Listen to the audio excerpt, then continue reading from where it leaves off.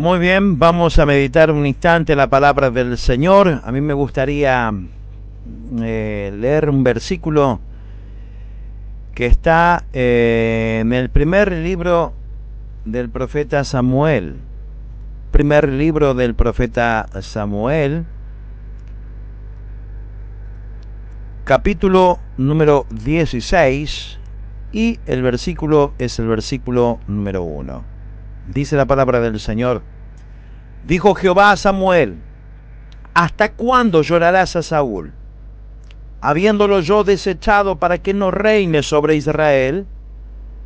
Llena tu cuerno de aceite y ven, te enviaré a Isaí de Belén, porque de sus hijos me he provisto de rey.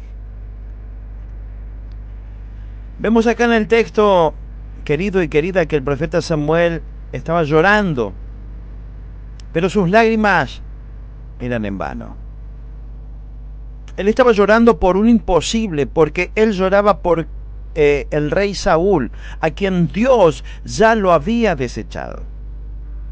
Por más que Samuel llorara, por más lágrimas que derramara, era imposible que el Señor cambiara su voluntad, porque el Señor ya había elegido a David para que fuera rey sobre Israel.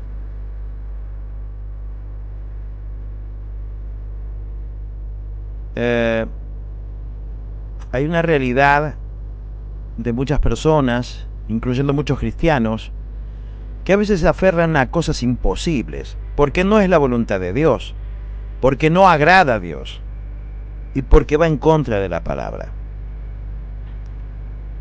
Yo quiero reflexionar en qué áreas de nuestra vida estamos aferrados a un imposible que tal vez nos está causando dolor, que nos está llenando el corazón de amargura. Y muchas veces nosotros decimos: no, Dios me va a dar la victoria, no, Dios me va a dar la victoria, no, Dios me va a dar la victoria. Pero hay que ver si es la voluntad de Dios. Hay que ver si Dios quiere eso para nosotros. Muchas personas viven aferradas a una relación imposible. Segunda carta a los Corintios.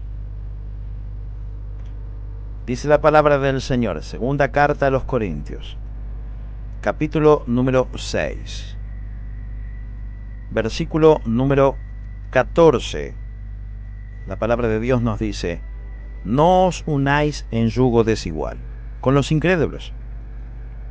Porque, ¿qué compañerismo tiene la justicia con la injusticia? ¿O qué comunión la luz con las tinieblas? Muchos cristianos no pueden experimentar el gozo del Señor en sus vidas porque están enredados y aferrados en una relación sentimental imposible, que lo único que va a traer a la vida es dolor, tristeza y amargura. Yo veo acá mucha gente que viene a la iglesia y habla conmigo y consultan y están viviendo una relación de tristeza, de amargura. Aferrarse a un imposible es insistir en tener una relación tal vez de noviazgo con una persona que no quiere nada con Dios. Porque nuestro Dios nos ha dicho que nosotros no debemos unirnos a yugo desigual con los incrédulos. Y Él no lo hace para molestarnos, sino que lo hace por amor, para protegernos.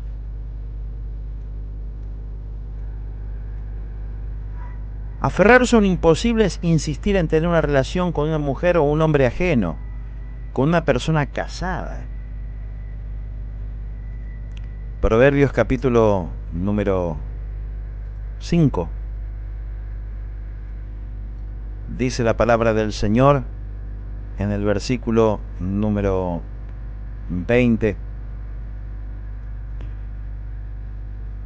¿Y por qué, hijo mío, andarás ciego con la mujer ajena y abrazarás el seno de la extraña? Tenemos que reconocer que la única relación sentimental y sexual aprobada y agradable a Dios es el matrimonio. Estoy orando, pastor, por esa hermana, estoy orando por ese hermano, porque se lleva mal con el esposo, pero estamos orando. ¿Qué clase de oración es esa? Mucho cuidado. Mucho cuidado. No debemos dejar engañarnos con la astucia de Satanás que nos hace creer que no va a pasar nada, que es normal tener aventuras fuera del matrimonio, porque muchas personas están sufriendo tristes consecuencias a causa del adulterio. Y hay muchos conocedores de la palabra, Ya no nos aferremos a esas relaciones que nunca van a ser aprobadas por el Señor.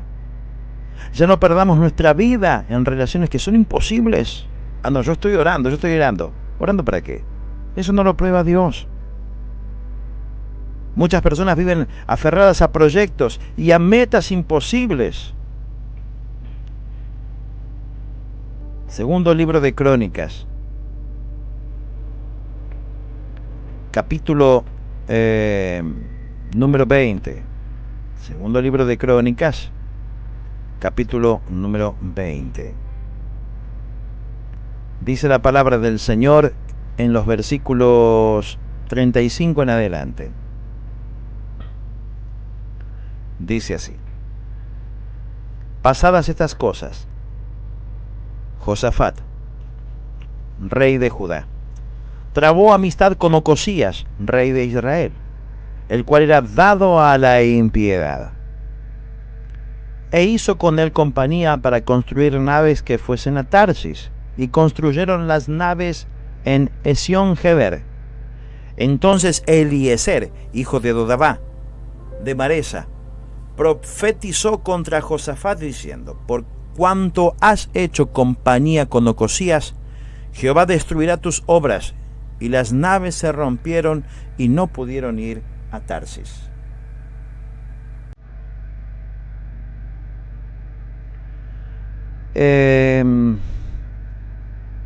Tarsis representa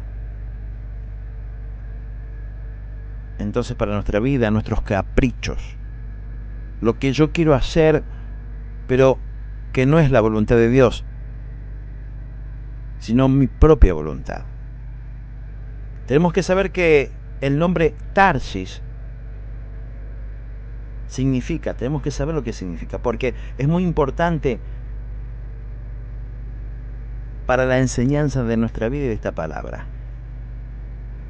La palabra Tarsis significa fundir o quebrar en pedazos.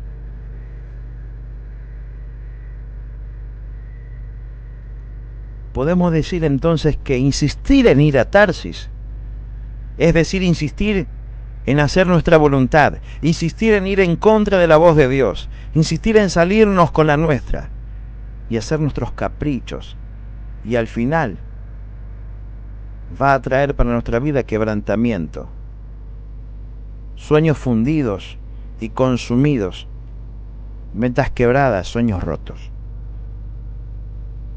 Josafat había hecho un buen plan de negocio, pero se asoció con el rey Acab, un rey impío. Josafat tenía un buen plan, tenía un buen proyecto, pero no obedeció la voluntad de Dios. Las naves se rompieron y no pudieron ir a Tarsis. El negocio naufragó, porque Josafat no estaba haciendo la voluntad de Dios, sino sus propios planes personales. Esto nos da una enseñanza muy importante. Los buenos proyectos y los buenos planes no están por sobre la voluntad de nuestro Dios. Acordate. Siempre tenemos que traer nuestros planes para que sean aprobados por Dios. Cuando no estamos haciendo la voluntad de Dios y seguimos encaprichados y aferrados en ir a Tarsis, nuestro Dios se encargará de cerrarnos todas las puertas hasta que nos demos cuenta que no podemos ir en contra de la voluntad de Dios. No podemos ir en contra de la voluntad de Dios. La palabra del Señor dice en el libro de Apocalipsis, capítulo número 3, versículo que muchos conocen y lo repiten. Escribe el versículo 7. Escribe el ángel de la iglesia en Filadelfia. Esto dice el santo, el verdadero, el que tiene la llave de David, el que abre y ninguno cierra, y cierra y ninguno abre. La llave simboliza autoridad. Significa que Él es el dueño. Nosotros no tenemos la llave de nuestro futuro. La llave de nuestro futuro la tiene Dios. Tenemos que aprender a orar como lo hizo nuestro Señor Jesucristo allá en el monte Getsemaní, en el huerto, Getsemaní. Cuando dijo: Señor, no sea hecha tu voluntad. No sea hecha mi voluntad, sino la tuya. Que no se haga como yo quiero, sino como tú quieres. Ahí está la bendición. Ahí está la victoria. En hacer las cosas como realmente Dios quiere, porque Él sabe que es lo mejor para cada uno de nosotros. Entonces muchas veces Dios no te responde porque Él sabe lo que va a suceder. Deja todo en las manos de Dios y vas a andar con victoria y con bendición.